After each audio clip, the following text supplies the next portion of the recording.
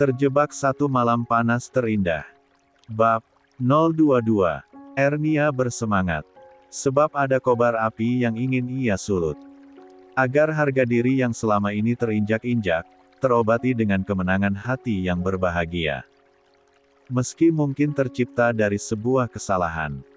Tapi setidaknya, ada yang ingin Tuhan tunjukkan pada dunia. Bahwa dirinya tak seburuk pandangan orang yang membencinya. Yaitu, Mama Nenti sang mantan mertua. Ki, terima kasih sudah hadir dalam hidup Mama. Ernia menatap teduh putra kesayangannya itu. Menciumi pipinya tiada henti penuh sayang. Tuhan, terima kasih kau tunjukkan ini semua, meski dengan proses yang mengharu biru dan penuh lara. Tapi, aku bersyukur atas semuanya. Aku berjanji, akan jadi orang tua terbaik untuk Kinan. Aku kuat, aku hebat, aku luar biasa. Ayo Ernia, ada Tuhan yang selalu menuntun langkahmu. Sekali lagi Ernia menguatkan dirinya sendiri. Hari berikutnya, Ernia menunggu Linda datang. Gadis itu ada piket malam, jadi akan pulang pagi harinya. Berbeda dengan Reno, yang sedang berada di luar kota. Tapi, mereka akan pulang bersama pagi ini. Mayang baru selesai mengantarkan semua pesanan.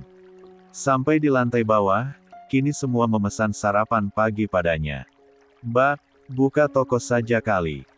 Mbak butuh ruangan yang lebih luas buat ngembangin bisnis Mbak Ernia. Protes Linda suatu hari. Pagi ini Ernia membenarkan usulan gadis cantik itu. Bayangannya adalah rumahnya, yang tidak terlalu jauh dari lokasi apartemen.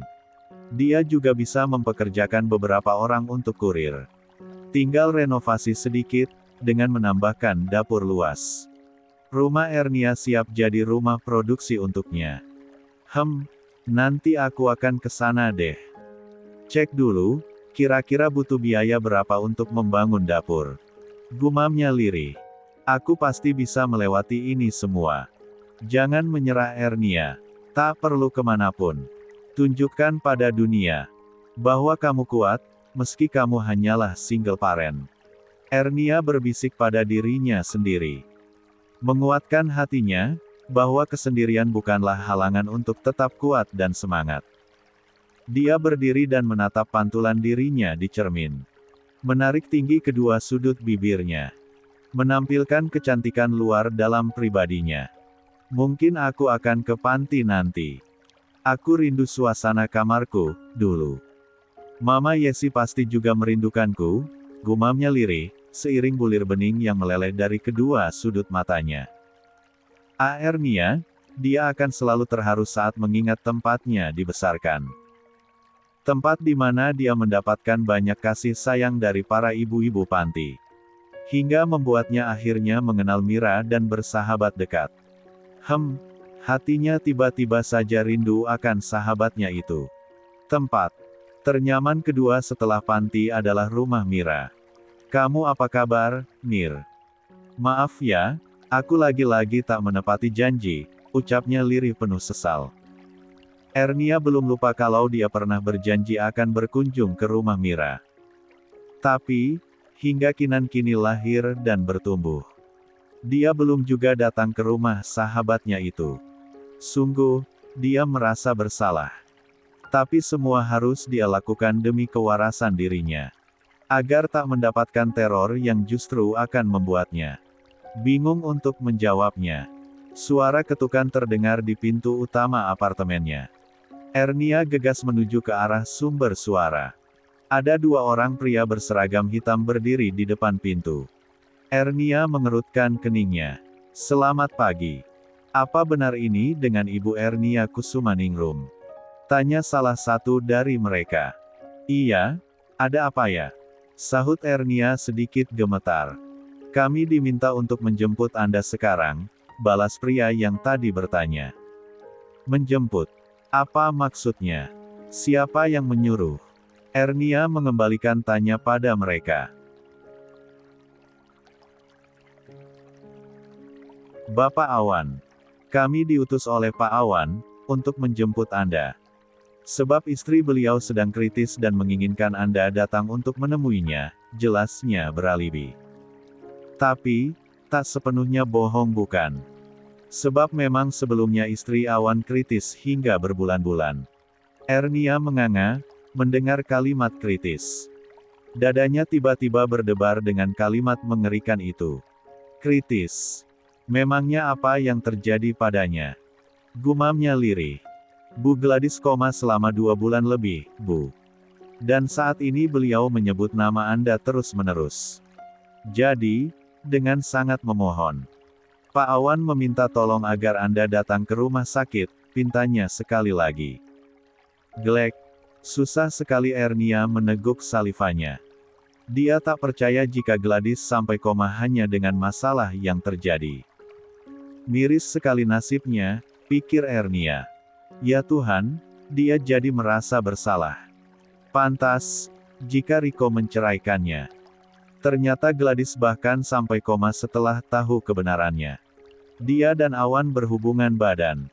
Tetapi, kami akan menunggu ibu untuk bersiap, ujar pria yang lainnya. Ada apa ini? Tegur Reno yang baru tiba bersama kekasihnya Linda. Kedua pria itu menatap kedua pasangan muda itu datar. Seragam yang dikenakan cukup menjelaskan siapa Reno dan Linda. Mereka baru saja pulang bertugas. Sudah pasti belum mengganti pakaiannya. Kedua pria itu gegas memberi hormat pada Reno dan Linda. Selamat pagi, Pak, Bu. Kami hanya menjalankan tugas dari atasan kami untuk menjemput Ibu Ernia. Salah satu pria menjelaskan dengan tegas dan lugas. Untuk apa? Ernia menarik tangan Linda agar masuk ke dalam, dan gegas menutup pintunya. Membiarkan Reno berbincang dengan kedua orang-orang suruhan Awan. Hatinya berdegup kencang, saat mendengar kata tadi. Sungguh, rasanya seperti diremas kuat. Ada apa Mbak? Temani aku ya.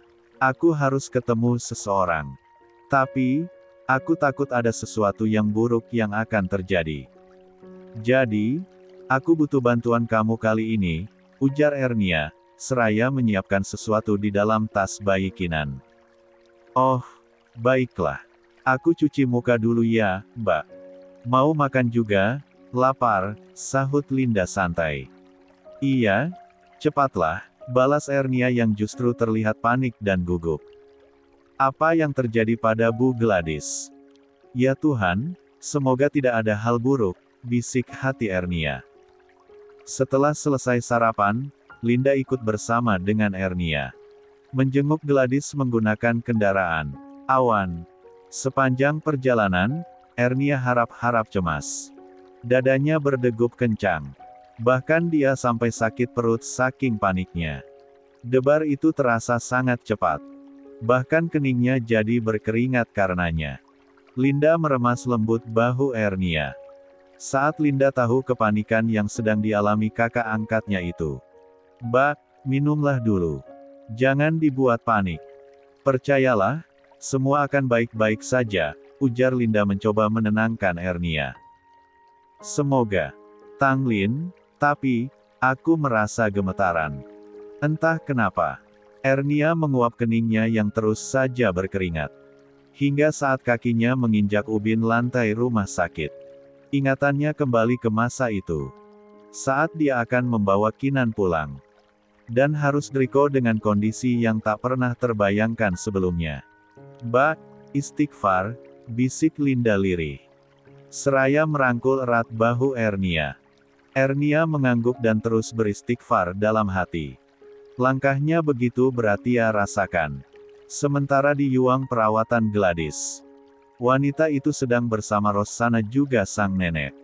Rossana datang sejak pagi, sebab tak ada jadwal kerja untuknya hari ini. Dia senang berbincang dengan nenek tua yang periang itu.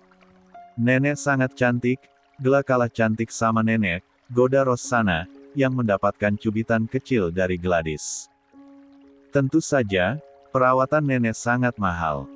Tidak akan ditemukan di kota besar ini, Ros, sahut nenek Clara diiringi gelak tawarnya. Mereka tergelak bersama, begitu juga dengan Gladys. Meski hanya tawa, tapi dia terlihat lebih membaik sejak sang nenek ada di sampingnya. Sementara Awan sedang ada di kantor. Ada meeting dengan pembesar perusahaan lain yang harus dihadiri oleh Awan. "Jadi, kapan kamu akan menikah, Ros?"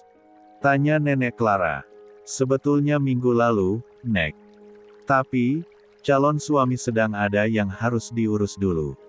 Jadi, pekan depan kami akan mengadakan akad nikah." Nenek datang ya, menggantikan Gela. "Aku berharap Gela saat itu sudah sehat." "Ayolah Gela, kamu sahabat terdekatku. Aku ingin kamu ada saat hari indah itu tiba," ujar Rossana bersemangat dengan genangan yang menumpuk di kedua bola matanya. Gladys hanya mengangguk dengan senyum sedih. Sebab dia pun sangat kecewa dengan dirinya sendiri. Momen yang sangat mereka inginkan. Rossana menikah. Tanpa dia tahu, siapapun mempelai pria. Yang ia tahu, pasti yang terbaik pilihan Rossana. Sahabat Gela juga tak bercerita, jika dia akan dinikahi oleh seorang duda. "Kami pasti akan datang, percayalah. Nenek akan merawat Gela dengan baik.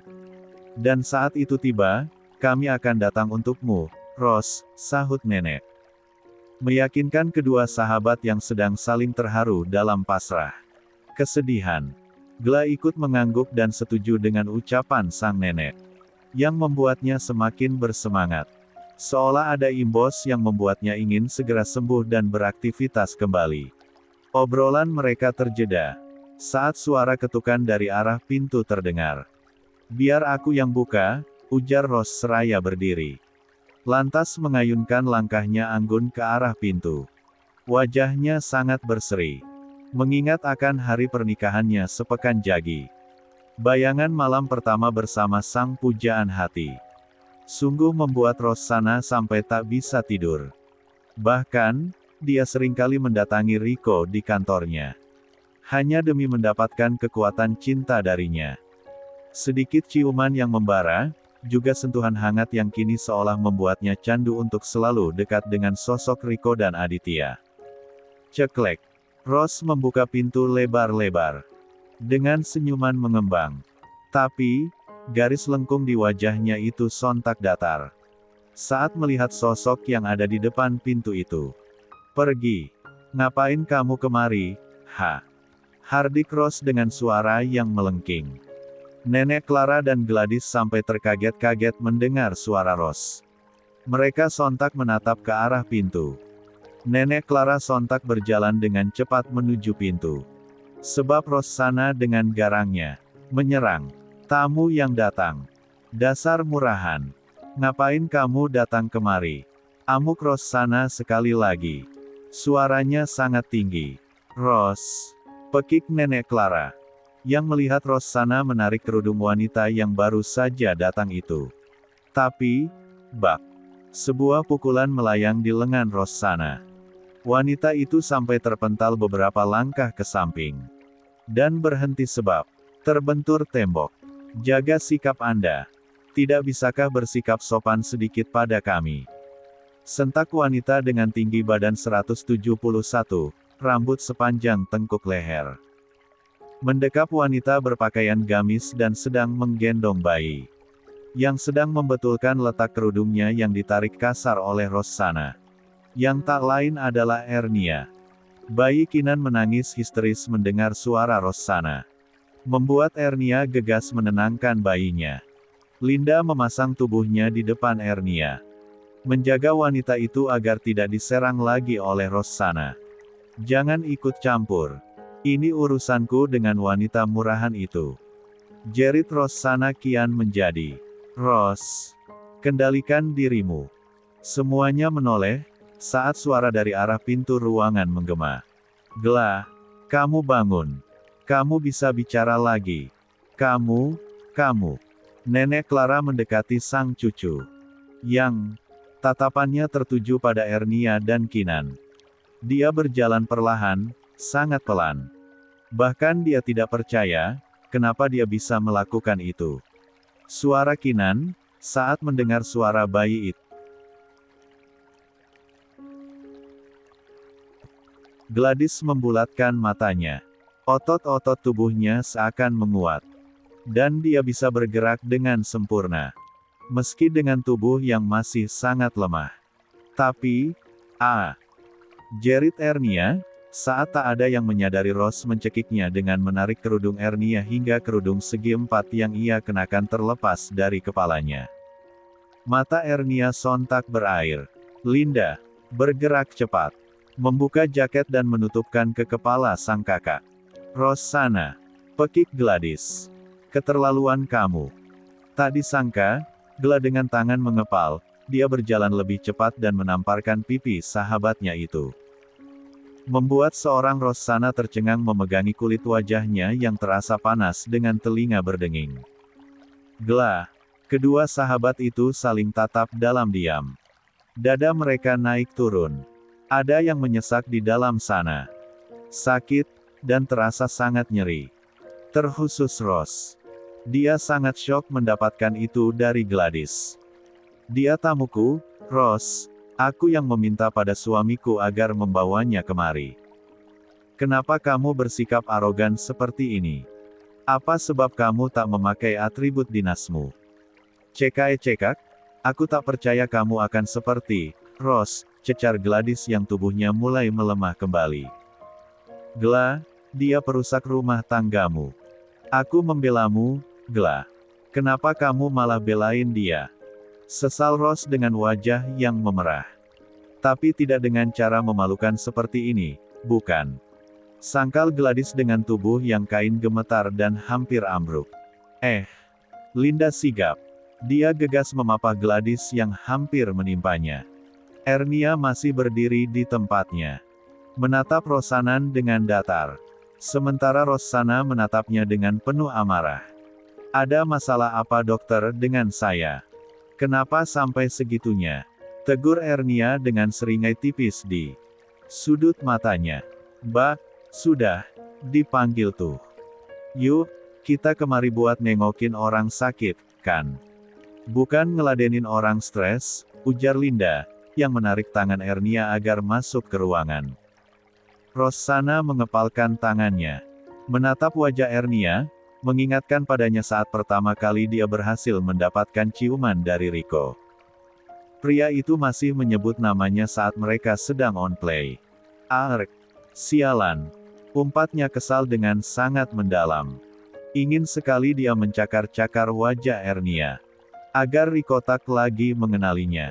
Tapi, Gladys membuatnya semakin jengkel. Kenapa dia justru membela Ernia? Aku kecewa padamu, Gla. Sekian tahun kita bersahabat. Tapi hanya karena bayi itu, kamu membela orang yang jelas-jelas merusak rumah tanggamu, kritiknya lirih. Dia berdiri di ambang pintu, menatap Gladys dengan senyuman ceria menggendong bayi Ernia. Rossana mencebik, lantas memutar badan dan pergi. Dia ingin bertemu Rico saja. Bersama Gladys, sudah tak membuatnya merasa tenang. Sementara itu, Ernia menatap perih, tubuh Gladys yang terlihat sangat kurus dan pucat. Apalagi rambutnya yang sangat tipis. Tapi, ada nenek Clara yang justru sedari kedatangan Ernia. Hatinya seolah berdebar tak menentu. Dia terus memperhatikan Ernia dengan seksama. Lantas beralih menatap Gladys yang sedang terlihat bahagia bersama Kinan. Mendekatlah. Gladys membuka suara. Sungguh, suatu keajaiban baginya. Hanya dengan suara tangis Kinan, dia bisa merasakan kekuatan luar biasa untuk bangkit dari lemah tubuhnya. Ernia melirik Linda, lantas berjalan mendekati Gladys. Duduk, Gladys dengan senyum manis menatap Ernia, yang terlihat memucat wajahnya. Perlahan, Gladys meraih tangan Ernia dan meremasnya lembut. Ernia yang tadinya tertunduk, perlahan mengangkat wajahnya untuk membalas tatapan teduh wanita yang kala itu ingin meminta putranya. Hatinya berdebar-debar tak karuan. Tidak, jangan katakan kau ingin meminta Kinan dariku. Aku tidak akan menyerahkannya padamu.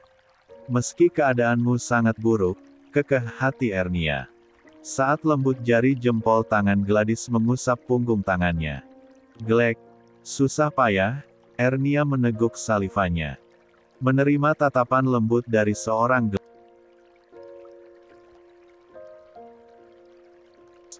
yang sebetulnya tidak mengerikan. Tapi sebaliknya, lembut dan sangat teduh. Tapi, ia sangat takut dan khawatir. Dengan semua yang telah terjadi sebelumnya. Gladys sekali lagi memanggil wanita yang kini ada di sampingnya. Iya, Bu. Ada apa ya? Sahut Ernia dengan tubuh panas dingin dan gemetaran. Ernia menatap lekat wajah Gladys yang tersenyum padanya. Sementara Glabrali perlahan menatap bayi Kinan. Menundukkan wajahnya lantas mencium lembut pipi bayi Nan menggemaskan.